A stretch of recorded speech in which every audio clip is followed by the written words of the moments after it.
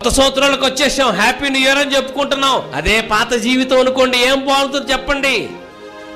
అదే పాత రోత జీవితం అనుకోండి, ఏం బాగుంటుంది చెప్పండి?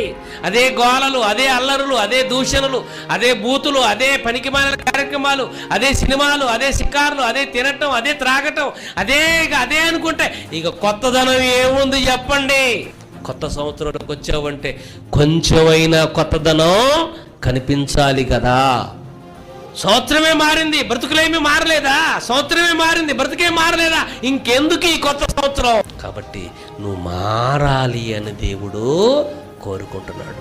అపోస్తల కార్యగ్రంథం 17వ అధ్యాయం 30వ వచనం చదువుకుంది. ఆ అజ్ఞాన కాలమందు దేవుడు చూచి చూడనట్లుగా ఉన్నాడు గాని ఇప్పుడైతే అంతటా అందరూ మారు మనసు పొందాలి. ఇలా మారు మనసు ఎవరు